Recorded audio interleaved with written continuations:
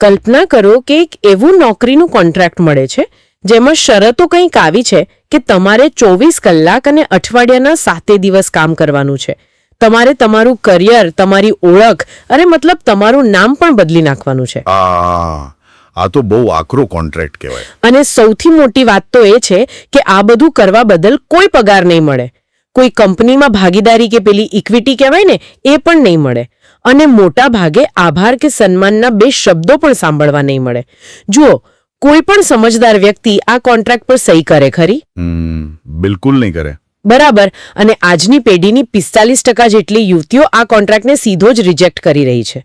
અને તમને ખબર છે આ કોન્ટ્રાક્ટનું નામ શું છે? આ કોન્ટ્રાક્ટનું નામ છે લગ્ન. ખરેખર. એટલે આ એક એવો આંકડો છે જે કોઈ પણ સમાજશાસ્ત્રીની ઊંઘ હરામ કરી નાખે. મતલબ 45% યુવતીઓ જો આજીવન અવિવાહિત રહેવાનું વિચારતી હોય તો તેનો સીધો અર્થ એ છે કે આ માત્ર કોઈ છૂટોછવાયો ટ્રેન્ડ નથી. ના જ હોય ને. બિલકુલ. આ તો એક બહુ જ મોટો અને ઊંડો સામાજિક ભૂકંપ છે.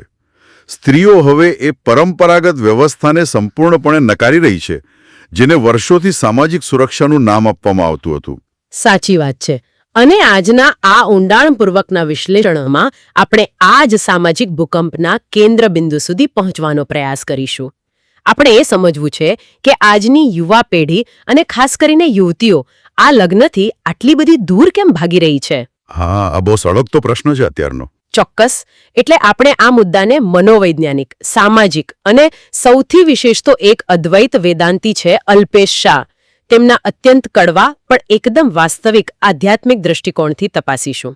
અને હા, આપણો હેતુ કોઈ પક્ષ લેવાનો નથી હો, પણ આ બદલાતી દુનિયામાં સંબંધોની વાસ્તવિકતા શું છે તેનું એકદમ નિષ્પક્ષ પોસ્ટમોર્ટમ કરવાનો છે. અને આજના સમયમાં આ ચર્ચા એટલા માટે પણ અનિવાર્ય બની જાય છે કારણ કે આપણે એક એવા વળાંક પર ઊભા છીએ જ્યાં એક તરફ સદીઓ જૂની પરંપરાઓ છે અને બીજી તરફ આધુનિક સ્વતંત્રતા છે. અને આ બંને વચ્ચેનું જે ઘર્ષણ છે ને એ હવે દરેક ઘરના ડ્રોઈંગ રૂમ સુધી પહોંચી ગયું છે. એટલે જ તો ચાલો આને વિસ્તારથી સમજીએ. સૌથી પહેલા એ જોઈએ કે ગ્રાઉન્ડ ઝીરો પર વાસ્તવમાં થઈ શું રહ્યું છે. તાજેતરમાં જ એક શિક્ષિકાનું બહુ રસપ્રદ અને આંખ ઉગાડનારો પ્રતિભાવ સામે આવ્યો હતો. હા, મેં પણ જોયો તો. બરાબર. આ શિક્ષિકા રોજિંદા જીવનમાં અનેક યુવાન છોકરીઓ સાથે કામ કરે છે અને તેમનો અનુભવ એવું કહે છે કે આજની છોકરીઓ બધું જ કરવા તૈયાર છે.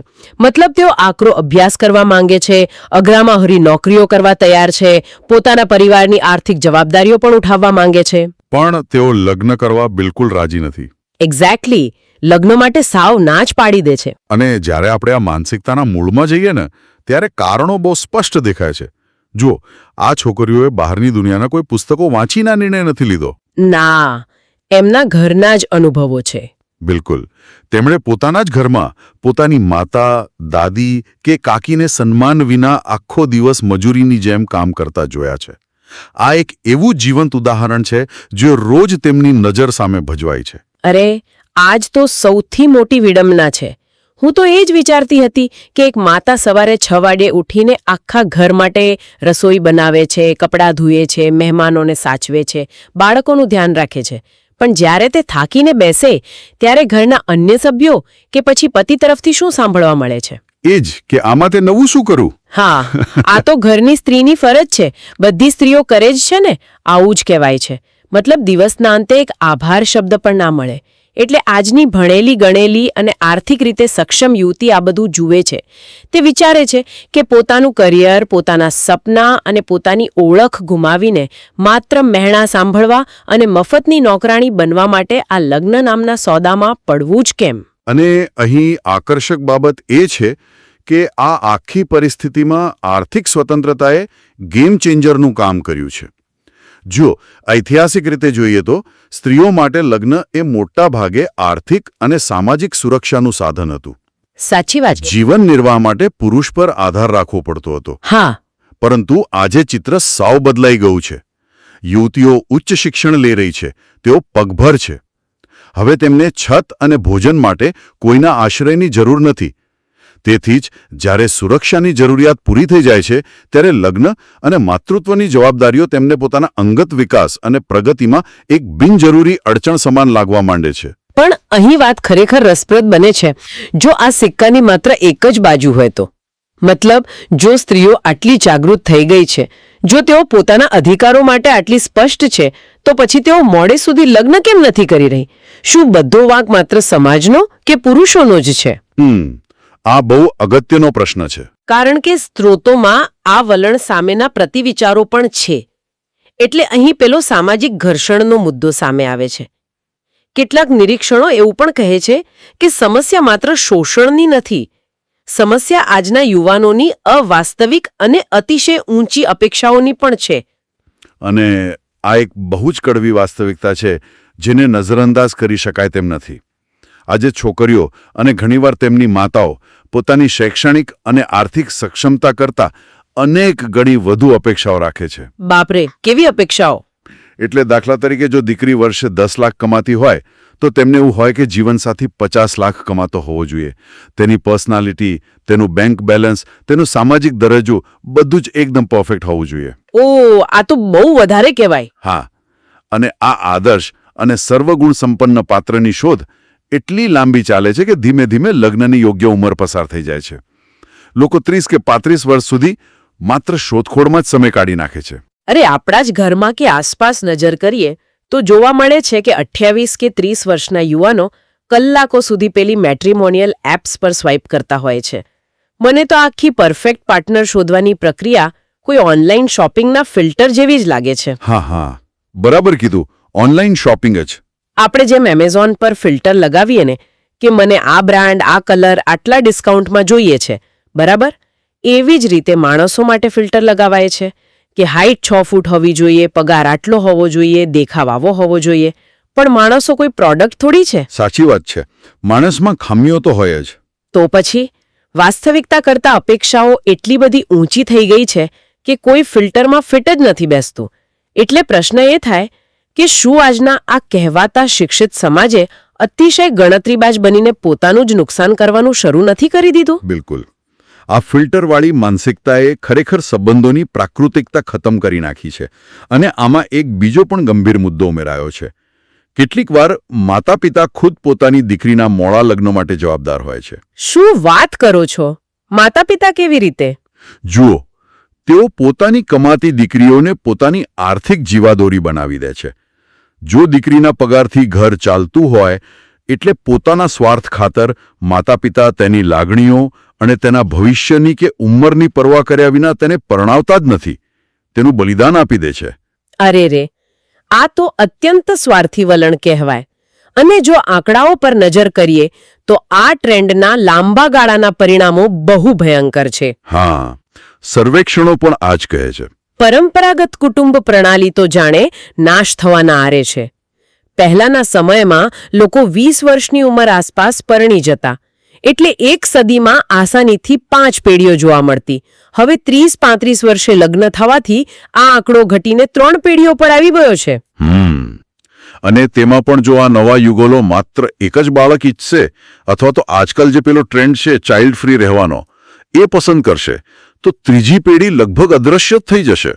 એટલે આ તો ડેમોગ્રાફિક ડિઝાસ્ટર કહેવાય. વસ્તી અને સંસ્કૃતિ માટે બહુ મોટો ખતરો. વૃદ્ધાવસ્થામાં એકલતાનું પ્રમાણ અત્યંત વધી જશે. પુરુષો માટે 25 અને સ્ત્રીઓ માટે 20 વર્ષ આસપાસની જે ઉંમર યોગ્ય માનવામાં આવતી હતી તેનો તો સાવ છેદ ઉડી ગયો છે. બરાબર છે. એટલે સામાજિક માળખું અને વ્યક્તિગત સ્વાર્થ વચ્ચેનું સંતુલન સંપૂર્ણપણે ખોરવાઈ ગયું છે. તો આ બધાનો અર્થ શું છે? જો જૂની સિસ્ટમ સ્ત્રીઓનું શોષણ કરતી હતી અને નવી સિસ્ટમ માણસોને માત્ર ઓનલાઈન પ્રોડક્ટ સમજીને સ્વાર્થી અને એકલા પાડી રહી છે, તો આ તો બંને બાજુ ખાઈ છે. આપણે જઈ ક્યાં રહ્યા છીએ? ખરેખર આ વિચારવા જેવો મુદ્દો છે. આ આખી સમસ્યાના મૂળમાં એવું તે શું છે જેની કોઈ ચર્ચા જ નથી કરી રહ્યું? અને અહીં જ અદ્વૈત વેદાંતી અલ્પેશ શાહનો દૃષ્ટિકોણ અને નિદાન ચિત્રમાં આવે છે, જે બહુ ઊંડાણવાળો જવાબ આપે છે. હા, જો આપણે આને મોટા ચિત્ર સાથે જોડીએ ને તો અલ્પેશ શાહની વાત બહુ જ ધારદાર છે. તેઓ આ આખી સમસ્યાને માત્ર સ્ત્રી વિરુદ્ધ પુરુષ કે ફેમિનિઝમ વિરુદ્ધ પિતૃસત્તાના સાંકડા ચશ્માથી નથી જોતા. તો કેવી રીતે જુએ છે? તેઓ સીધા માનવીય વૃત્તિના મૂળ પર ઘા કરે છે. તેમના મતે આજના સમયની આ નવતર યુવા પેઢી અત્યંત ભોગવાદી એટલે કે સંપૂર્ણપણે કન્ઝ્યુમરિસ્ટ બની ગઈ છે. દરેક વસ્તુ અને સંબંધો પણ માત્ર ને માત્ર પોતાના ઉપભોગ માટેનો એક વિષય બની ગયા છે. એક મિનિટ, સંબંધોમાં ભોગવાદ એટલે શું? સામાન્ય રીતે આપણે ભોગવાદ એટલે મોંઘી ગાડીઓ ખરીદવી, કપડાં લેવા કે લેટેસ્ટ આઈફોન વાપરવા પૂરતું જ સમજીએ છીએ. સંબંધોમાં આ કન્ઝ્યુમરિઝમ કેવી રીતે કામ કરે? બહુ જ સચોટ રીતે કામ કરે છે. અલ્પેશ શાહ સમજાવે છે કે આજે આદર્શ દાંપત્યની વાત તો જોજનો દૂર રહી ગઈ છે. સંબંધો હવે માત્ર વ્યવહારિક ધોરણે આપલેની સોદાબાજી બની ગઈ છે. આ પિતૃસત્તાક સમાજની વાસ્તવિકતાને તેઓ 4 શબ્દોમાં વર્ણવે છે: વાડી, ગાડી, તાડી અને લાડી. વાડી, ગાડી, તાડી અને લાડી. ઓ હા, આપણા સમાજમાં એવી માન્યતા છે કે એક પુખ્ત પુરુષને જ્યારે આ 4 વસ્તુઓ મળી જાય ત્યારે તેની લાઈફ સેટલડ થઈ ગઈ ગણાય. ધ્યાન આપો, અહીં સ્ત્રી એટલે કે લાડીને એક વસ્તુ તરીકે જ જોવામાં આવે છે. બરાબર, જાણે કોઈ પ્રોપર્ટી હોય. હા, પુરુષ પોતાની અધૂરપ પૂરી કરવા, પોતાની મહત્વાકાંક્ષા સંતોષવા અને સફળ દેખાવા માટે માત્ર એ સ્ત્રીનો ઉપયોગ કરી તેનો ઉપભોગ કરે છે. અને અહીંથી જ લગ્ન પછી પેલી સ્ત્રીનું ત્રાસદાયક, સંઘર્ષમય અને પરજીવી જીવન શરૂ થાય છે. મતલબ આ તો જાણે 2 મોટી કંપનીઓ વચ્ચેનું બિઝનેસ મર્જર હોય એવું લાગે છે. બંને બાજુના સીઈઓ માત્ર પોતાનો નફો અને પોતાની કંપનીના શેર બજારનો ભાવ વધારવા માંગે છે. ગણતરી બસ એટલી જ છે કે હું તને મારો સમય આપું તો બદલામાં તું મને કેટલી સુરક્ષા આપીશ. આમાં પ્રેમ કે લાગણીની વાત તો આવે જ ક્યાંથી? એકદમ સાચી વાત. અને આનાથી પણ વધુ રસપ્રદ બાબતો એ છે કે જ્યારે આધુનિક અલ્ટ્રા મોડર્ન યુવતીઓ આ પિતૃસત્તાક માળખા અને આ ગુલામ જેવા સંબંધનો વિરોધ કરે છે ત્યારે શું થાય છે? શું થાય છે? તેઓ આખી વ્યવસ્થા સામે બળવો કરે છે, સંબંધ ફગાવી દે છે, આજીવન લગ્નને અવગણીને સ્વતંત્ર રહેવાનું પસંદ કરે છે. પણ આ બળવો સાચો હોવા છતાં તે આદર્શ સહજીવન તરફ નથી લઈ જતો. તેઓ પોતે પુરુષની સમોવળી બનીને અંતે એ જ ઉપભોક્તાવાદમાં લિપ્ત થઈ જાય છે. પેલો વાયરસ તો એનો એ જ રહ્યો ને કે મારો ફાયદો શું? બિલકુલ, વાયરસ એ જ રહ્યો. જો પહેલા પુરુષ સંબંધોનો માત્ર પોતાના માટે ઉપયોગ કરતો હતો તો હવે આધુનિક સ્ત્રી પણ માત્ર પોતાના સ્વાર્થ માટે જ સંબંધોને તોલે છે. બંનેને એકબીજાથી સ્વતંત્ર થવું છે, પણ સાથે આદર્શ સહજીવન પણ જોઈતું નથી. બંને પક્ષે એકાકી અને સ્વાર્થી બની ગયા છે. કોઈને બીજાની પડી જ નથી. તો પછી આખી સમાજ વ્યવસ્થામાં આ વ્યવહારિક અને સ્વાર્થી માનસિકતાનું બીજ રોપ્યું કોણે? આ પ્રશ્નનો જવાબ અલ્પેશ શાહ બહુ જ બેબાક રીતે આપે છે. તેમના મતે આ સમસ્યાનું કારણ કંઈ બહુ દૂર શોધવાની જરૂર નથી. આપણે પોતે જ આના ગુનેગાર છીએ. અહીં આપણે એટલે આજની જૂની પેઢી, જેઓ અત્યારે વડીલોની ભૂમિકામાં છે. જૂની પેઢી? પણ વડીલો તો હંમેશા એવો જ દાવો કરતા હોય છે ને કે અમારા જમાનામાં સંબંધોમાં કેટલો પ્રેમ હતો, કેટલી બાંધછોડ કરતા હતા અમે. એ જ તો સૌથી મોટો દંભ છે. અલ્પેશ શાહ સ્પષ્ટ કહે છે કે આપણે ગુનેગાર છીએ કારણ કે જૂની પેઢીએ પોતે જ ભોગવાદી જીવનની અભિલાષા રાખી છે અને એવું જ સ્વાર્થી જીવન જીવતા આવ્યા છે. તેઓ એવા ક્લેશમય અને ઝઘડાઓથી ભરેલા લગ્ન જીવન જીવ્યા છે. હા, ખાલી સમાજને દેખાડવા પૂરતા. બરાબર. અને સૌથી મોટી વાત એ છે કે બાળકોએ આ ઢોંગ અને પાખંડ બંધ બારણે પોતાની નજરે જોયા છે અને પારખ્યા છે. જૂની પેઢીએ ક્યારે બાળકો સામે કોઈ આદર્શ સહજીવનનો દાખલો બેસાડ્યો જ નથી. સામાજિક ધર્મ માત્ર એક દેખાડો બની ગયો છે. હા, આને સમજવા માટે આપણે એક શાનદાર ઉદાહરણ લઈ શકીએ.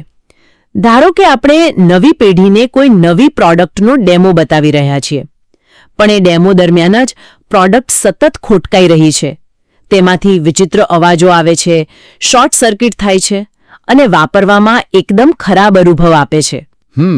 બહુ સાચી વાત કહી. હવે આખો દિવસ આવો ખરાબ અને ત્રાસદાયક ડેમો બતાવ્યા પછી જો આપણે આશ્ચર્ય પામીએ કે આ આજની યુવા પેઢી આ લગ્ન નામની પ્રોડક્ટ ખરીદવાની કેમ ના પાડી રહી છે, તો તેમાં વાંક કોનો?